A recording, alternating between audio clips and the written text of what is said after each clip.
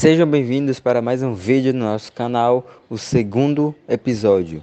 Hoje falaremos sobre o Oriente Médio, alguns aspectos físicos, cultura, religião e entre outros. Deixem o like, compartilhem e se inscrevam. Vamos nessa. Oriente Médio, aspectos físicos e humanos gerais. Oriente Médio, uma visão eurocêntrica. A expressão Oriente Médio foi criada pelos europeus no passado para designar a região da Península Arábica que se localiza a oriente da Europa, mas não a oriente para os australianos, chineses ou japoneses. Assim, essa denominação reflete uma visão eurocêntrica, ou seja, que se considera a Europa o centro do mundo ou ponto de referência para a localização geográfica de outras regiões do planeta Terra. Localização geográfica. Localizado no sudoeste da Ásia, o Oriente Médio é a ponte de ligação entre a Ásia, a Europa e a África. As áreas territoriais dos países que compõem o Oriente Médio são muito diferentes entre si. Aspectos físicos. No Oriente Médio, os climas desértico e semiárido, somados às altitudes do relevo, condicionam a vida humana, a distribuição da população pelo território e a prática da agricultura e da pecuária. Nos desertos do Oriente Médio, o clima desértico dificulta a fixação humana, por isso, a região apresenta baixa densidade demográfica. Nas áreas de clima mediterrâneo, que se estendem da porção sul da Turquia aos litorais da Síria, do Líbano e de Israel, prolongando-se por uma faixa de terras iraquianas e iranianas, as densidades demográficas são mais elevadas, média e alta. Além das áreas de clima mediterrâneo, a planície da Mesopotâmia, formada pelos rios Tigre e Eufrates, destaca-se com densidades demográficas que variam de média a alta. A planície da Mesopotâmia é o berço de antigas civilizações, sumérios, caldeus, assírios, etc., que aí se desenvolveram graças ao aproveitamento da água dos rios para a prática da agricultura e da pecuária.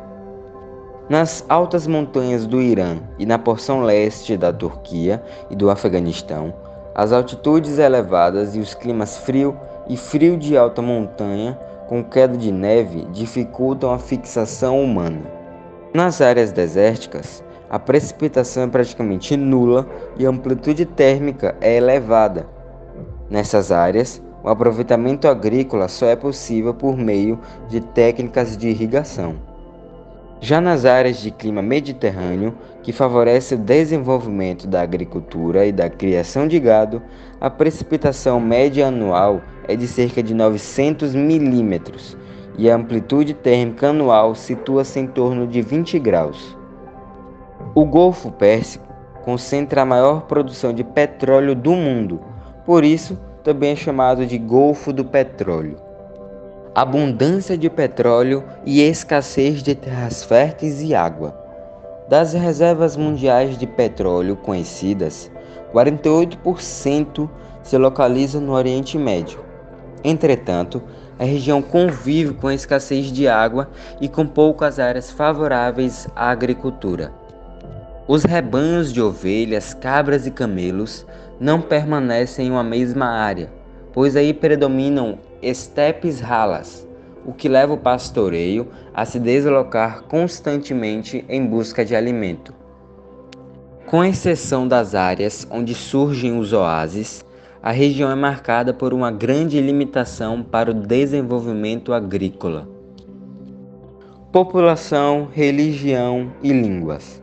Com população estimada para 2020 de 381 milhões de habitantes, o Oriente Médio concentra 4,9% da população mundial. O país mais populoso é o Irã, com 82 milhões de habitantes, e o menos populoso é o Chipre, com 1,2 milhão de habitantes. Com exceção de Israel, onde a maioria da população segue o judaísmo, os povos do Oriente Médio professam predominantemente o islamismo, religião formada principalmente pelas seitas xiitas e sunitas. O árabe é a língua falada na maioria dos países do Oriente Médio. O árabe clássico, língua literária e religiosa, foi perpetuado pelo Corão. A população em geral não utiliza o árabe moderno, e sim dialetos, o que dificulta a comunicação entre pessoas de países diferentes. No Irã, por exemplo, o persa, língua oficial do país e uma das oficiais do Afeganistão, utiliza o alfabeto árabe acrescido de alguns símbolos. Em Israel, os idiomas oficiais são o hebraico e o árabe. Água, fonte de tensão permanente na região. A escassez de água no Oriente Médio constitui uma questão complexa. Por exemplo, o caso dos rios Tigre e Eufrates é o seguinte: a Turquia, desde 1980, elaborou um projeto chamado de Projeto da Grande Anatólia. Para tanto, construiu barragens, canais de irrigação e hidrelétricas, principalmente no curso do rio Eufrates. Com isso, a Síria, que depende largamente das águas do rio Eufrates, e o Iraque, que tem toda a vida humana relacionada a esse rio e ao rio Tigre, constataram a diminuição do volume de água nos trechos que atravessam seus territórios. Fato responsável pela tensão existente até hoje entre esses países.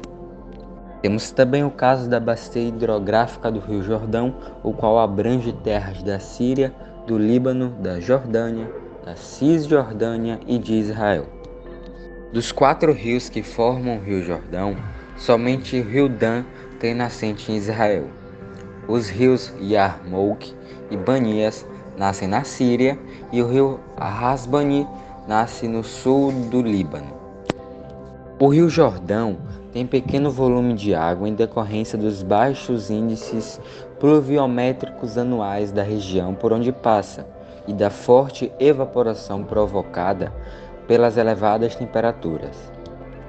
Na Guerra de 1967, a Guerra dos 6 Dias, entre árabes e israelenses, Israel ocupou a parte síria das colinas de Golan, que se localizam na fronteira entre os dois países.